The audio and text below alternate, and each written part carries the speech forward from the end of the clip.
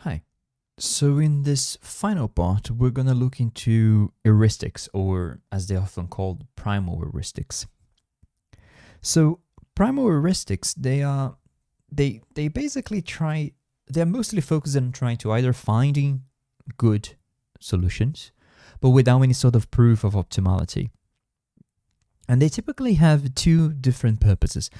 One purpose could be building, so a constructive heuristic in which you apply hoping that you can build a primal feasible solution and hoping that you can use that, to cut, to do pruning by bound throughout your trees. And we've seen that once we have a primal feasible solution, there is a lot of things that can be done in the other phases of your MIP-Solver. But there is also improvement heuristics, and those are used so you can, from a feasible solution, you can try to improve it, find another primal feasible solution that is better. So both are available in most, if not all, MIP solvers. They are typically employed several. Actually, I'm putting heuristics here, but they really appear everywhere. Sometimes they can appear even in the Presolve phase. They literally can appear everywhere. And most of the time, they can be used, for example, to prove whether a model is feasible or not. The last heuristic we'll see, called Feasibility Pump, can be used in that sense. You can be used also to find nearly optimal solutions faster. So sometimes it might be so that you had enough of doing branch and bound, and you simply call it a heuristic, get a primal solution that will have a dual bound associated for it, and that's good enough. But also perhaps one of the main role that heuristics play is finding a solution that is primal feasible that allow you to do more pruning in your branch and bound tree. Okay. Perhaps one important one is those called diving heuristics. So diving heuristic is basically doing locally depth first search strategy. But instead of actually using that information in the branch and bound tree, it's almost like you have this parallel tree that you are momentarily using to go crazy depth first search and try to find a feasible solution. So you basically, every so often, you say, you know what, I'll do a depth first for a while and go down, trying to find a feasible solution. That can be done in different ways. It can be this simply fractional. You're just applying round to the least fractional variables, the variables that has smaller differences between a rounded value and the LP value. You can also think about things like guided diving. So you have like a reference solution. Say you have another primal, the best of the primal feasible solutions you found, or some sort of reference you can use, and then what you do is you round to fix some variables towards this reference. And of course you also have something that is called coefficient diving. So basically, you look at the variable with fewer locks, and then you round that variable and then carry on doing some sort of branching all the way, going all the way down. Locks is this notion of is the number of violated constraints once you get a variable and round. Once you round up, say, some of the constraints, you violate others, and then you can count those and use that as a reference for locking, for rounding. So basically the idea is that you all of a sudden you go into a sort of a depth first strategy where the way you're setting you're fixing values with a rounding strategy, and by doing so, what you're doing is basically nose diving towards a node, hopefully. So that's diving. There is also the notion of local search or large neighborhood searches, which is to some extent a local search. So these are improvement heuristics in the sense that you have to have a reference, a primal feasible solution as a reference to then call a large neighborhood search or local search. So you have a feasible, a reference solution, typically feasible, but you can also do it with non-feasible solutions. And basically what you do is you unfix a small number of variables, and then you try alternative values within a neighborhood. So say you have, I don't know, you have the solution. You found 1, 0, 1, 0, 1, 0. Basically what you do, you say, you know what, fix these, let these be relaxations and solve for these two. It will be a problem with 2 variables instead of 6, and hopefully easy to solve, clearly easy to solve. So it will have only at most k distinct values, and then you accept if you see any improvement. So this is kind of like a general local solving kind of idea. Clearly they tend to be expensive computationally, so they're not very frequently used at all. In fact, if you see solvers like Cplex, I'm not sure about Gurobi, but certainly Cplex, you will see that local searches, they are turned off by default. So if you really want to use them, you have to go there and turn them on to see if there is a benefit for your problem. Especially because large neighborhood searches, they are based on solving. So you have an alternative optimization problem that you have to solve with extra constraints and sometimes an alternative objective function. So they cost a lot computational wise. So and they very seldom are actually beneficial, but when they do, they can really be, you know, a way of improving solution times, especially in problems that you struggle a lot to find the first primal feasible solution. Or if actually when you actually struggle to improve on the primal feasible solution you found. So one example is RINS. RINS is relaxation-induced neighborhood search. One of the most popular. You see RINS everywhere, most solvers at least. So basically what it's trying to do is trying to balance the proximity to the LP relaxation you just obtained, so you kind of improving in quality, but you at the same time is trying to have some sort of proximity to an incumbent solution for feasibility. And the idea, it's brilliant because it's pretty simple. So basically what you do is you look at your current 2 reference points, one of them being your LP relaxation, and the other being an incumbent solution that is primal feasible.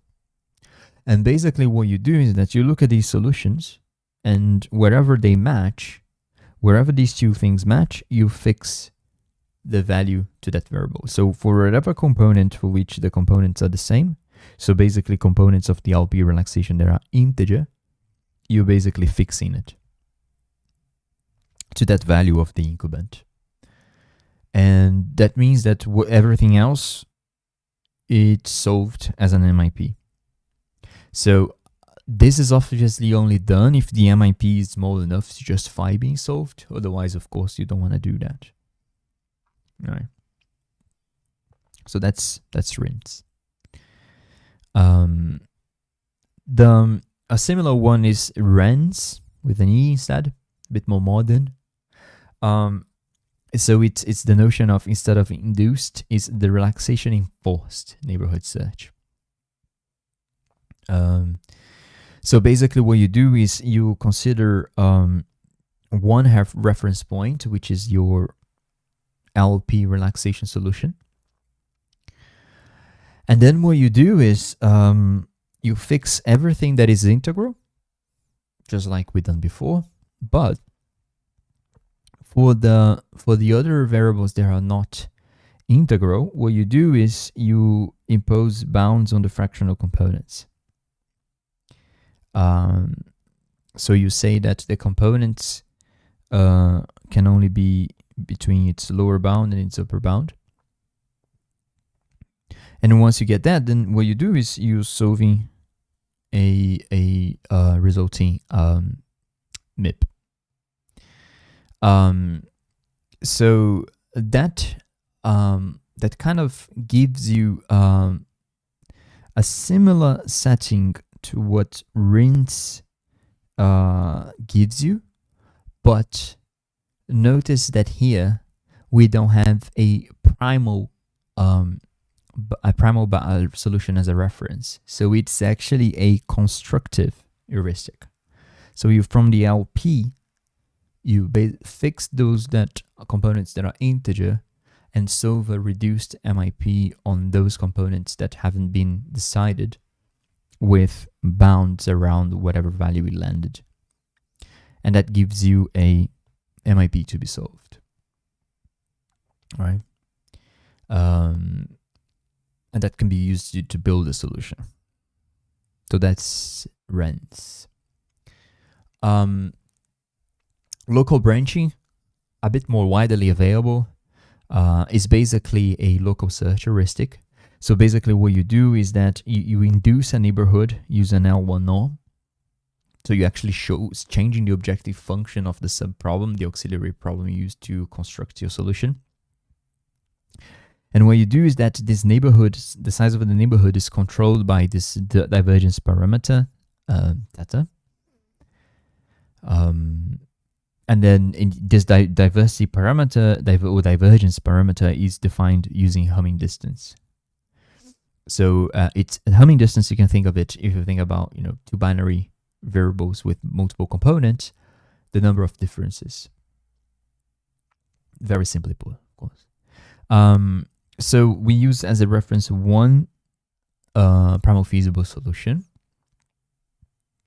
and then what we do is we say that we accept anything that is within that around this solution, with this norm is the Hamming distance.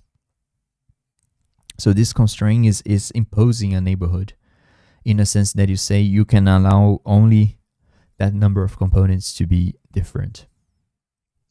And if different, if it's different in 2 units, then it's not the number of components. It will be the number of components if you're specifically talking about binary variables.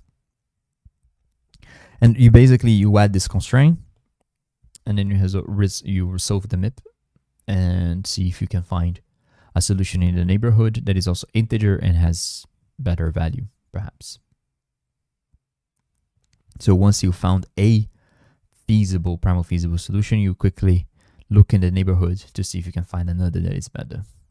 Of course, it's also expensive, but sometimes can lead to having primal solutions that are better available, and once they are available, then they foster more pruning by bound, which is what you want. And by the way, Simplex also has local branching, and also by default, it's off. So if you want to test local branching on your problem, you have to explicitly turn it on to see if it has any benefits. And that's kind of I think it's the case with most solvers, really. Right. And the last of the heuristics I wanted to show to you is Feasibility Pump. So Feasibility Pump is also an idea of, it's a constructive heuristic. And it basically has this idea that you kind of go between solving a LP relaxation and employing rounding. And then using the notion of projection to find a new LP relaxation. So basically the idea is that you solve an LP relaxation, you round. Let me do a drawing here. I think perhaps that's the best way to explain what's going on. So you start by solving an LP relaxation, and suppose you find this solution which is not integral in terms of, say, x1 and x2. Okay, and then what you do is you round it, which would potentially take you, say, so this is xLP1, and then you would do rounding, it takes you, say, to this solution. So that is a x bar 1, which is not feasible. So basically what you do next, you project it on the feasible region. My drawing was not great. Let me just, I'm going to cheat a little and change this constraint to get the effect I want without having to do many iterations. So suppose now that this constraint is more like so, right? So let it be. So that would mean that when you project this onto the LP region, you get something that looks like that, more or less. No, give or take. Actually, it would be better with my previous constraint, but it doesn't matter. So now it's suppose that you got this new XLP2 solution, and then what you do would round, and once you round, you get, say, to this point, because now it's closer to round down than round up. For example. Yeah, even though I think when you were here, you would round for this because it would be closer, but you get the point. So you round, and you get to when you round typically in feasible solution, so you project again, and now you're potentially perhaps closer to a different integer solution, and you keep doing this process until you round to a solution that is inside the feasible region. So you solve an LP, obtain XLR, and then you employ rounding to obtain X bar, which is a integer solution, and then two things can happen. If X is not primal feasible, what you would do then is to, well, if you have some cycling, you keep going to the same infeasible solution point in LP region, infeasible solution point in LP region, and you're kind of stuck, then you do a random perturbation to take you somewhere else in terms of what you're doing with your rounding. But normally what you would do is that you solve a projection problem, and a projection problem here is very simple. It's basically you're maximizing a first norm, an L norm, between that rounded solution and the X variables. And the L1 norm, as you've seen in your assignment 1, can be trivially linearized. So you can consider this as an LP. So it's pretty trivial to solve. Right? So you can go back to 1, and keep doing that until you return a integer feasible solution. All right. Yeah, and just some final remarks. Feasibility Pump is a really powerful constructive heuristic. Many professional implementations have it. It's quite very useful for generating feasible solutions. It's also interestingly very useful in other contexts than MILP or MIP, and mixed integer nonlinear programming being the important one. That notion of perturbation is just that, taking you to a different integer solution. So basically you randomly perturb to kind of change some of the components to hopefully get you to a different integer point. That will get you to a different projection and hopefully carry on from there. Solving the LP is a projection step. It's a simple projection because it's within an L1 norm is a LP that you can solve hopefully efficiently. And since then, there's been quite a few improvements in Feasibility Pump. This is a link, by the way. It's a link to an interesting reference where it's talking about 20 years of Feasibility Pump and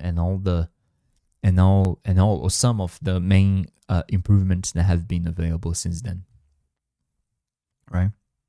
Right, so we'll stop here. This has been quite a long lecture, but it's just a consequence of the amount of stuff that is inside the MIP solver. I hope this was informative for you, interesting as well. And I'm looking forward to see you in the next lecture. So bye bye.